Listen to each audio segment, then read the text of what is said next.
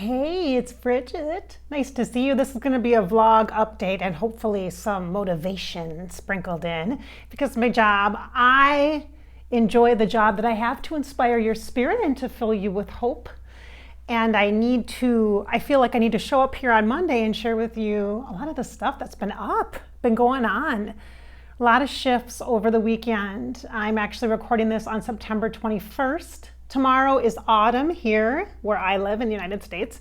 We switched the calendar over into the next season or cycle, which is autumn. And in the work that I do in my private coaching sessions and with my Divine Women group, we really focus on cycles and aligning ourselves with cycles and the rhythm of life, like the moon cycles and the seasonal cycles, because especially now, like calendar time, and the way we used to think of things, it's totally different. So that's kind of a baseline. So I'm feeling into fall tomorrow starting, and I'm very, very grateful that this week the weather is going to be gorgeous like August. It's September now, and it's going to be gorgeous. And I am just so happy about that. I'm really grateful. It's almost like it was a gift from God to me, and I'm going to receive it like that. I'm going to receive it like that. So a couple of interesting things last week. It's been very busy. September usually is really busy. It's always busy. Life is always full and busy and abundant with lots of things and people and opportunities and stuff. And it's been really, for me, my children are really important to me, especially as they're getting older now. And I'm really conscious of the fact that I'm going to have another one. I have a senior this year and he's going to graduate.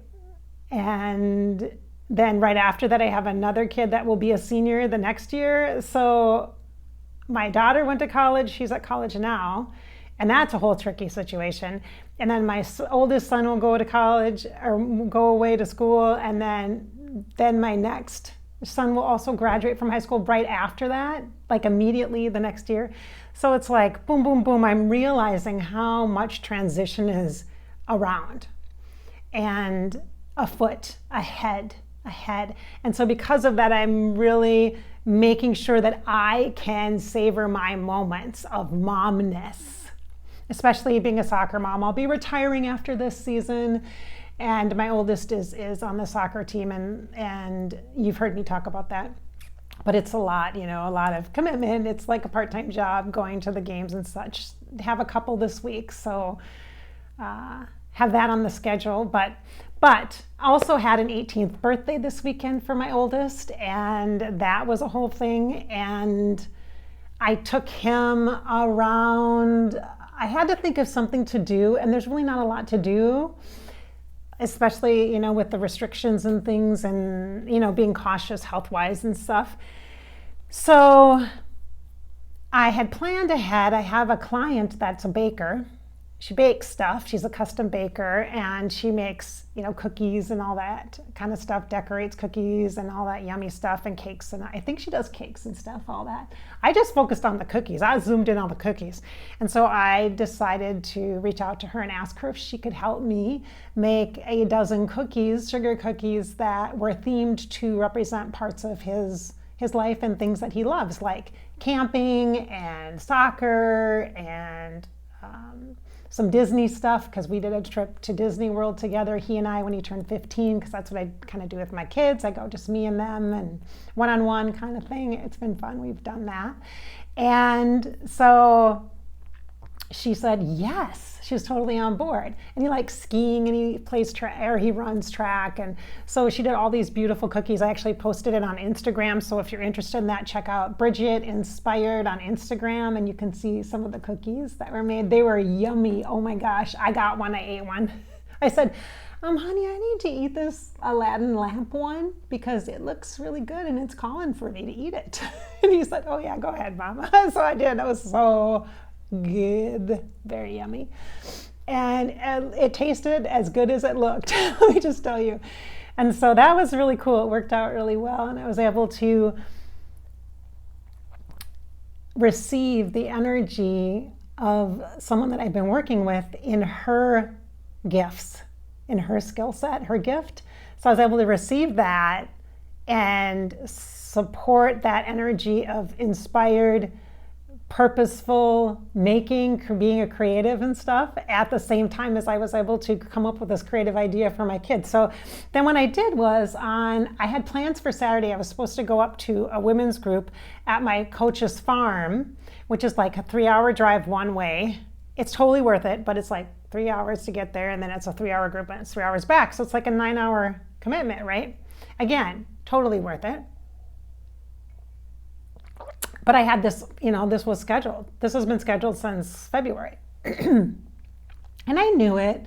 And I had thought, when I registered for the group, I thought, okay, I might miss this one. And it's the last one in the series. And I thought I might miss this one because, it's his 18th birthday. And if there's a soccer game or if there's something going on with my family, because I want to savor the moments, I'm going to choose that, And what ended up happening was, because that was happening, so I thought that was something I was maybe going to be doing. I was halfway committed, let's say, to that. And I asked my son if we could just hang out on Friday night. And he said, oh yeah, we can do that. And I said, okay, well, I have an idea. We're going to just, drive around. We're going to go for a drive. So I took him on a drive to all these different places, like the first house we took him, when he was born, came home from the hospital. We lived in one house in a different city. So I drove there, we got coffee on the way. We were talking about things, and I was asking him about what he remembered from his childhood, his early childhood, like really early on and stuff. And we were talking, and he was sharing. And when we got to that house, I gave him a cookie, and it was 18. And he's like, what? Because he didn't know, because I got these FedEx to me, right? These cookies, and all he knew is I had these boxes, this big box with stuff in it. And so I gave him a cookie that said 18. I said, well, you're 18 tomorrow.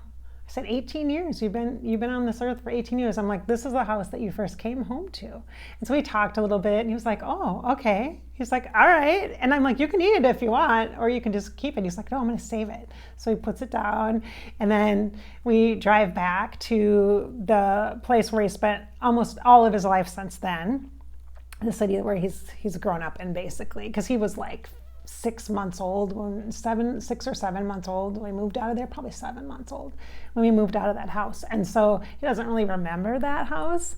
And so then we went to the kindergarten center, and I gave him a cookie there where he went to kindergarten. We talked about that because that was some hard, challenging times. That was when his dad and I were getting divorced. We were separated and getting divorced, and he entered school and had some challenges. I mean, he had some challenges in school, and some behavioral stuff, which has since been managed very, very well with a lot of different therapies and assistance and all that kind of stuff. And so, occupational therapy. I don't think we did physical therapy. We did occupational therapy. We did behavioral therapy. We did a lot of stuff with them. Sensory stuff too, like sensory processing stuff, and a lot of things. Had a lot of tools, a lot of support systems. It was awesome once we got into the elementary, not the kindergarten center. That was a stressful kind of year of assessments and all that. But then when he went to the elementary school, then there was a total support network for him, and it was freaking awesome. And so then we went there, and they gave him a cookie there, they gave him a cookie at the elementary school, then we went to the middle school, gave him a cookie there, talked about middle school. I mean, at all these stops, we were having these conversations about that time in his life, and what do you remember, and what do you think about, that kind of a thing. And we talked a lot. And then we went to the high school, to the field, and I gave him the soccer ball, and then 2 jerseys. She made 2 jerseys, his away jersey and his home jersey, so cool. And so I was able to give him those, and it was awesome. We went to the track at the high school, and I gave him the track cookie, and it was awesome. It was really great. It was a lot of driving. It was probably like a 3-hour deal, but we got to spend time together, and he loves that. And then we got his favorite, which was Chinese. He loves Chinese food. So we ordered Chinese and went and picked it up, and that was that. And then the next morning, because it's his birthday, I have a tradition in my house that I decorate the kids' rooms like how people used to decorate people's lockers in high school. I don't know if they do that now, but used to decorate people's lockers for their birthdays, And so I decorate. I've just always done it that way. I have streamers, mostly streamers because it's really easy to just do that. And you can make a big mess with them and you can just clean it up really easily. Sometimes signs, sometimes stuff from childhood memories. And, like if they like Star Wars, which I have a kid that loves Star Wars. And so even though he's older, I still do Star Wars little kid stuff. Like for his birthday, it's just funny. It's just kind of funny, And so I decorated. So I had to get up really early because I had to leave because the group was at 10 o'clock. And plus I needed to make sure I could stop halfway up. I couldn't just drive for 3 hours. I needed to stop, take a break, get some coffee, use the restroom, all that stuff. And so I had to leave by 6:30 in order to get there on time. And so I had to get up at 5:30 or 5:15 so I could decorate, because it takes a long time to decorate. You'd be surprised how long it takes to make a big mess with streamers and crepe paper and signs and stuff and little balloons. I had balloons for his 18th. And so I had to do that because I couldn't disappoint, I went into his room and I told him I loved him and happy birthday and have a good day. And prior to that, the day before, I made sure that he had plans, and I knew his girlfriend was going to come up and surprise him. She lives about an hour away, so she's going to come and surprise him. And so I knew that was happening. I knew he wasn't going to be alone. And because his dad was away out of town until later that day, so he was going to have dinner with his dad. So I made sure I said, well, do you want to go to a movie? Do you want to go to the zoo? Whatever. So we scheduled a movie, and I took care of it online, got him tickets, everything, because it's his birthday. So I took care of that. Mom can pick up the bill for that, And so he had a nice day. And that was good. So he was taken care of. So then I left a little late. I was a little late. It was almost 7 o'clock before I left, and I knew it was going to be late, so I emailed my coach and just let her know, say, hey, I might be 15 minutes late, but I'm coming. So I headed out, and I got about an hour and 20 minutes into the drive, and I was at a stoplight, familiar drive, because I've done it so many times. I was at a stoplight in a city I totally recognize, where actually right by where I grew, the first house I lived in, not the technical first house, because my parents rented a house first, but then they moved in the first house they built, and lived there, I think, from when I was 1 or 2 until I was 5. And I was right at the stoplight, and it was right by this area, this where the house was. And I was just up the street, a couple miles, 2 miles maybe. And there was a Starbucks right by there too. And I thought, I'm gonna stop at Starbucks. I was I'm just not feeling this. I'm not feeling obligated to go, this is a commitment to myself. I need to be there and spend time for myself. And I didn't feel I need to be there for the group. Well, I did feel that. I did have those thoughts, but I didn't have those feelings. That's a difference, you guys. There's a difference between your thoughts and your feelings, and we really need to work on that. Especially women, we really need to work on the difference between our thoughts about stuff and our feelings about stuff. I got to do a video just about that to help you guys, because I'm starting to really learn about this as far as embodying it. I'm getting better at this. Let's just say that. I've always kind of had an awareness of it, but I'm getting better at it. I'm actually practicing it over and over and over again. So my thoughts were this is self-care. I already paid for this. This is $70 already. I committed to this group. This is the last time we're having this particular group. Am I going to let people down? And people are going to be disappointed because I'm not there. And I'm what's going to disappoint me? How do I feel? What do I need today as I was driving? And I was tired, but I wasn't so tired that I couldn't make it up there. I could easily do the 3-hour drive and sit and do the group and all that. But then after, I was well, maybe I could take a nap. My brain was going, well, maybe you could take a nap before you drive back home, or maybe you could stop somewhere and sleep. And I'm thinking, that seems kind of ridiculous. That seems like I am fighting what I need, which is more of a restful, peaceful kind of a flow. I don't need the pressure of the mind, the obligation, the requirement, that kind of thing. And I didn't really feel pressure. I just had the thoughts. So that's a good thing, because the feeling of pressure would make the thoughts feel more true And I would feel like I had to do that. Like I should. I didn't feel like that, which was awesome because I just differentiated between my thoughts about it and my feeling about it. And my feeling was really calm. So I went through the drive-thru at Starbucks and I felt like, you know what? I am going to, and I wasn't in a rush, let's be clear. I really wasn't in a rush. I decided that morning that I was going to take the time I needed right when I woke up to decorate his door. I said, I'm going to give myself the time that I need to do what I want to be doing. And I'm going to give myself permission then to be late to the other things if I need to be. And that's okay, and to be okay with that. And so I already had that agreement with myself. I agreed that. I had an agreement with myself about that. And so and that line at Starbucks, I started to really feel peaceful, like really more calm. Like, not that I was anxious before, but like really at a place where I felt like, you don't need to go. You don't need to do that. If what you want to achieve from that is connection, you have that. You can do that here. You can do that anywhere, Bridgette. Basically, that's what my inner voice was telling me. You can do that anywhere. So I decided to drive through my old neighborhood. That first house, I have some memories of there very clearly. I learned to ride a bike there. I remember that. And I remember playing there, and I remember the backyard. I remember the addition we made to the house there. I remember learning how to tie my saddle shoes there. I remember some things. And I remember the neighborhood, a little bit. So drove through there, and then I parked at the park, which was completely revamped and gorgeous. Amazing, the progress that we make over time. It was awesome. Wow, beautiful park. So I parked there and I journaled for like an hour almost an hour and a half. I didn't even go for a walk. I was going to go for a walk. That was my intent. Or that was one of my options.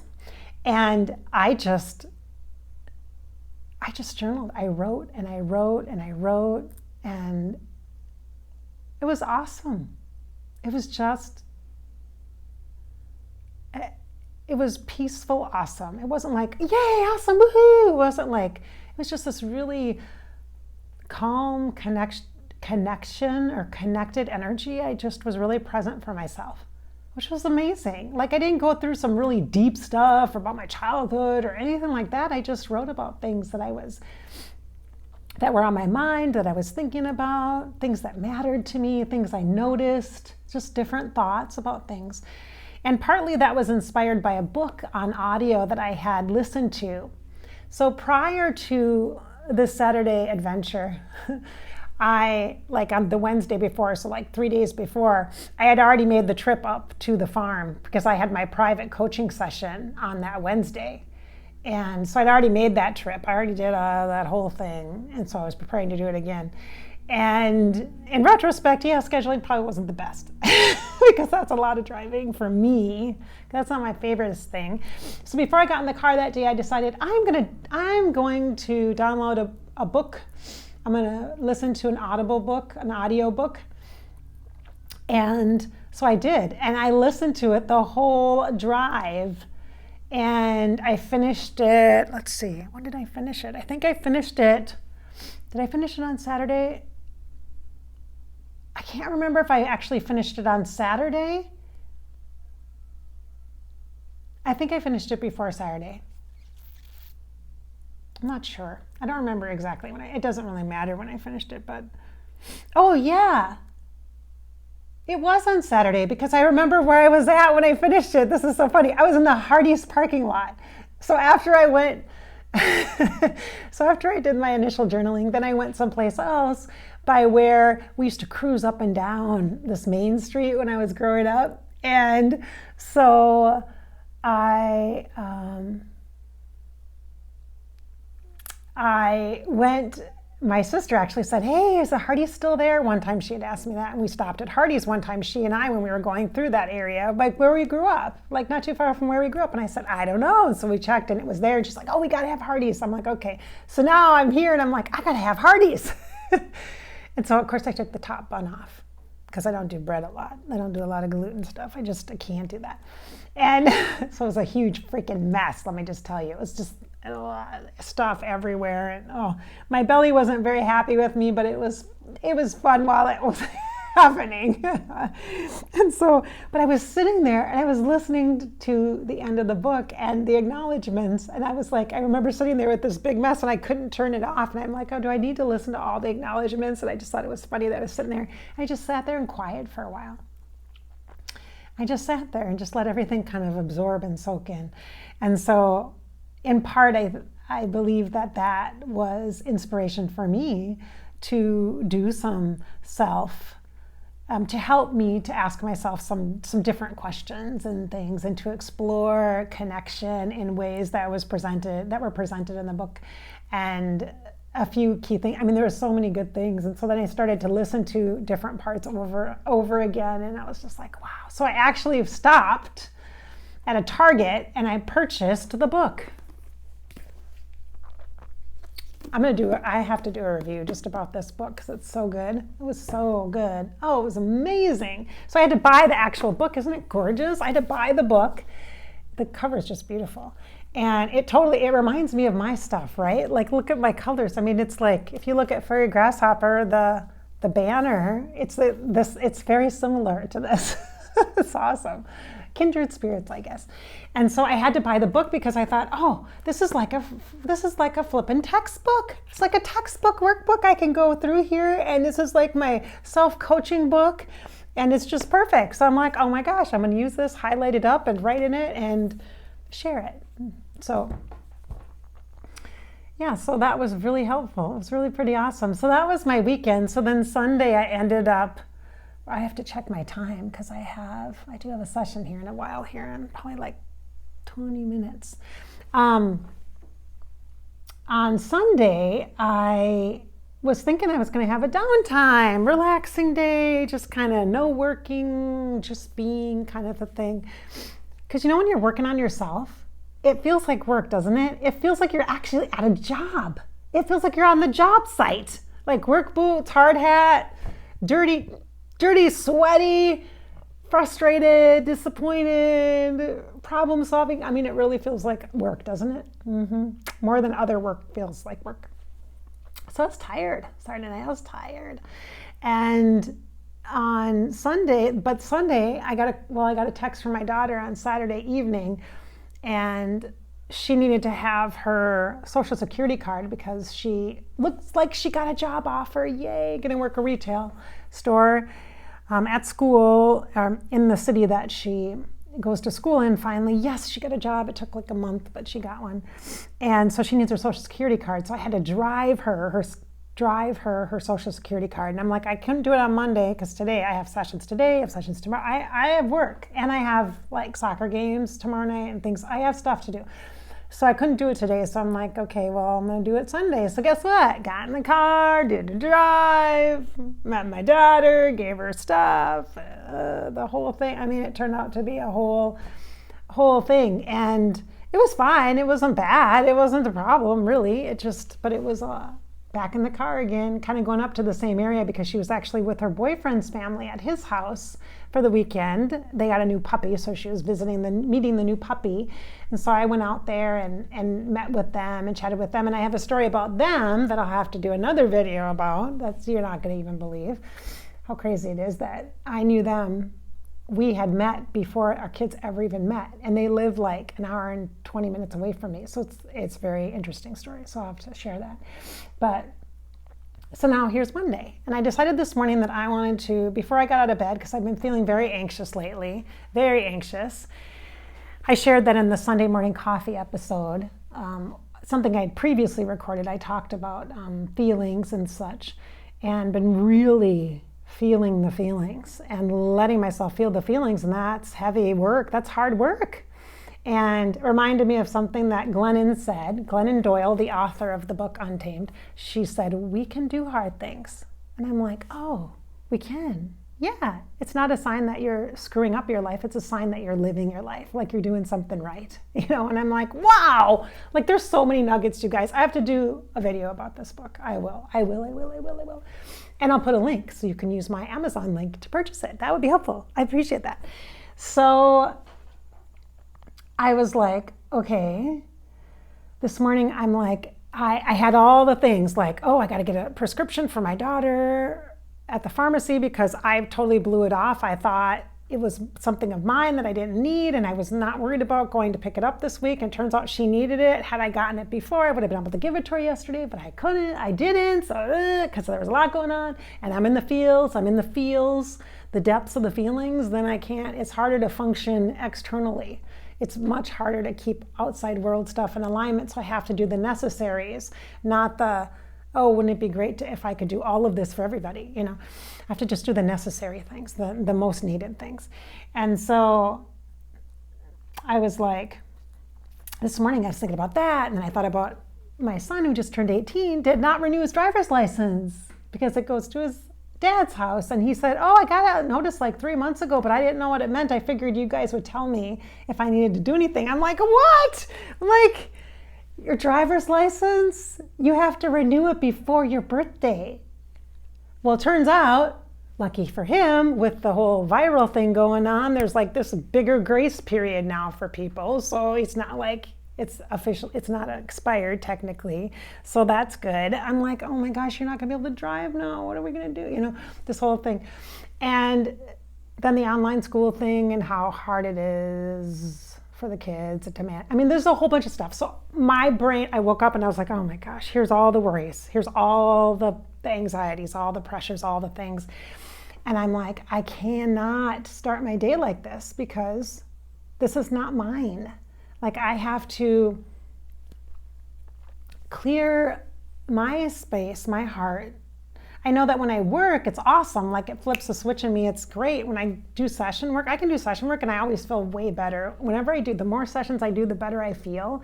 When I'm not feeling great myself, when I'm doing my inner work, if I do sessions, it gives me more purpose. It amplifies, it uplifts me. It reminds me of my purpose for doing my own personal work anyway, right? The harder I work at myself, the better I become for myself. The more joy I experience in life, the more I can be there for others too. It's just this reciprocal process of just gorgeous giving, receiving, balance, all of it, right? And that's the goal. Ultimate goal is that balance, that alignment. And so I decided to just write, to get my thoughts, the worries out of my head. So I wrote about them a little bit. And then I wrote the new way. I wrote old way, new way. So I wrote the things that were kind of stressing me out a little bit. And then I wrote new way, like how I want to, like letting go of this, delegating, letting them kind of take care of their own stuff, the kids or whatever.